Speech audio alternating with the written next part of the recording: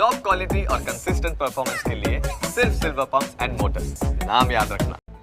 તો વડોદરાના વુડા સર્કલ પાસે શહેર ઉત્તર ઝોન નાગરિક સમિતિના નામથી બેનરો લાગ્યા અને વિશ્વામિત્રી નદીના દબાણો જે દૂર કરવા બેનરો લગાવવામાં આવ્યા છે। બેનરોની અંદર વિશ્વામિત્રી બચાવો, વિશ્વામિત્રીની અંદર આવેલા દબાણ દૂર કરો તેવું લખાણ લખાયું છે।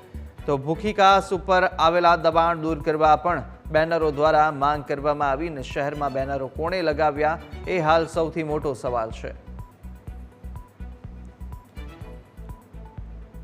વડોદરા શહેરની અંદર જે પૂર આવ્યું ને પૂર આવ્યા બાદ સૌથી વધારે ઇફેક્ટેડ છે તે ઉત્તરનો ભાગ થયો છે। એટલે હાલ રાત્રિ બજાર પાસે જે છે તે બેનર મારવામાં આવ્યું છે કે સંસ્કારી નાગરિકોની માંગણી છે કે વિશ્વામિત્રી બચાવો। વિશ્વામિત્રીના વહેણના વિસ્તારમાં જે નિયમ વિરુદ્ધ બાંધકામ થયા છે તેને તોડી પાડવા માટેનું એક બેનર જે છે તે હાલ રાત્રિ બજાર ખાતે લગાવવામાં આવ્યું। આપ જોઈ રહ્યા છો કે જે બેનર છે તેની અંદર લખ્યું છે વડોદરા ઉત્તર ઝોન નાગરિક સમિતિ। આ બેનર કોણે માર્યું છે હજી હજુ સુધી ખબર નથી, પરંતુ હવે જે છે તે વિરોધ જે છે તે જોવા મળી રહ્યો છે ને હાલ શહેરની 4 રસ્તા પર જે છે તે બેનરો લાગ્યા છે કે સંસ્કારી નગરીના નાગરિકોની માંગણી છે કે ભૂખીકાસ ઉપરના જે નિયમ વિરુદ્ધના ગેરકાયદેસર તમામ દબાણો છે તે દૂર કરવામાં આવે, વિશ્વામિત્રી નદીના જે દબાણો છે તે દૂર કરવામાં આવે। એટલે કહી શકાય કે જે પ્રમાણે હવે જે મુખ્ય 4 રસ્તા છે કે આ જે વુડાના 4 રસ્તા છે ત્યાં આગળ એક રાત્રિ બજાર પાસે એક બેનર છે તે મારવામાં આવ્યું છે અને લોકો જે છે તે બેનર થકી પોતાનો વિરોધ જે છે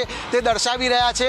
પણ સૌથી મહત્વની વાત છે કે આ સમિતિ કોણે બનાવી, કોણે આ બેનર લગાવ્યું તેની કશી ખબર નથી, પરંતુ ચોક્કસ કહી શકાય કે હવે લોકોનો જે રોષ છે તે જાહેરની અંદર સામે આવી રહ્યો છે અને લોકો બેનર મારફતે પોતાનો રોષ વ્યક્ત કરી રહ્યા છે।